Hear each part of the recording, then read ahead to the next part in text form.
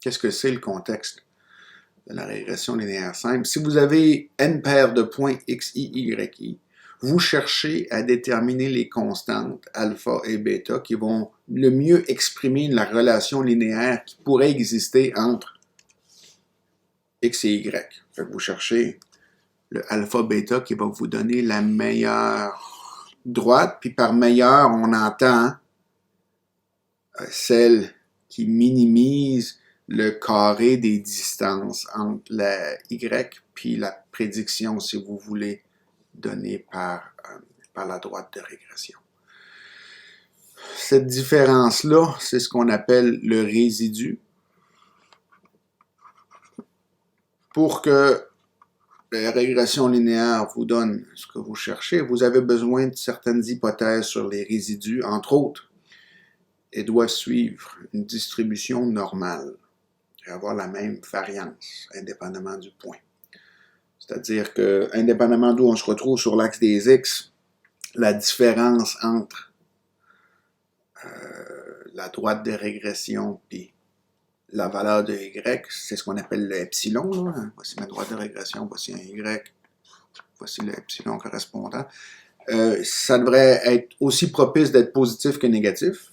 Ça, c'est symétrique. Puis la variance de ces valeurs-là devrait être constante pour toutes les valeurs de x. Alors, dans notre contexte, on cherche à trouver le alpha puis le bêta qui va minimiser cette somme de carrés-là. Hein, on appelle ça l'estimation, la droite des moindres carrés. En anglais, the least squared estimators. Alors, comment est-ce qu'on fait pour trouver alpha, bêta? Ben, on résout le système d'équations pour trouver les points critiques. C'est-à-dire qu'on calcule la dérivée partielle de notre forme quadratique ici par rapport à alpha, puis notre dérivée partielle par rapport à bêta, puis on cherche un point qui va faire en sorte que les deux dérivées partielles vont être nulles simultanément pour des valeurs de A et B. Puis là, ben, vous avez fait ça peut-être lorsque vous avez pris votre cours de régression. Si vous ne l'avez pas pris, c'est pas trop compliqué. Alors, ici, je fais la dérivée par rapport à alpha, puis je l'évalue en AB. J'ai cette expression-là, je veux que ça soit nul. La même chose pour la dérivée par rapport à bêta. Vous calculez la dérivée, puis vous l'évaluerez en AB. Puis là, ben, ce que ça nous donne automatiquement, c'est que le meilleur estimateur alpha doit être la moyenne y bar moins b fois x bar, où b se trouve à être cette expression-ci. La somme des produits, ça ressemble un petit peu à la covariance, divisée par la somme des carrés des distances ici. Puis bien, ça ressemble à la variance. Puis ben, en pratique, on peut réécrire ça comme étant ρ chapeau, l'approximation de la corrélation avec les données de notre échantillon, fois l'écart type dans l'échantillon des Y divisé par l'écart type de l'échantillon pour la variable X. Ce bêta-là, ce B-là, c'est le coefficient qu'on obtiendrait si on cherchait à trouver la droite de régression. Et c'est pour ça qu'on appelle ça la méthode d'estimation par la régression.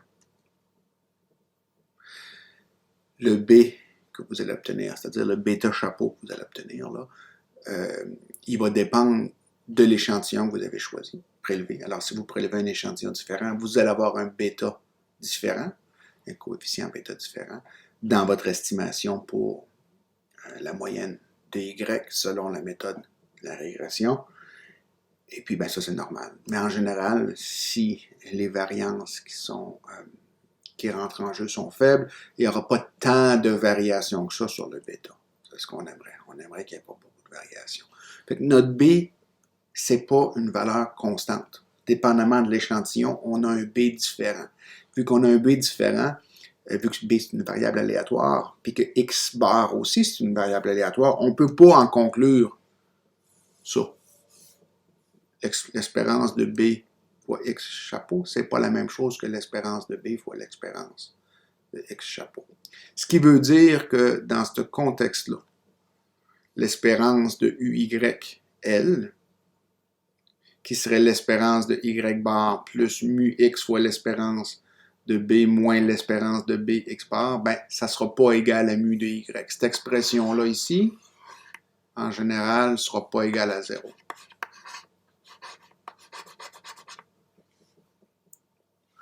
Mais si la taille de l'échantillon est élevée, ben dans ce cas-là, il est possible de montrer que le biais de l'erreur, ou l'erreur systématique ici, l'espérance entre la vraie moyenne de Y dans la population, puis l'estimateur de Y en servant de la méthode de régression, ben, il est d'ordre 1 sur N.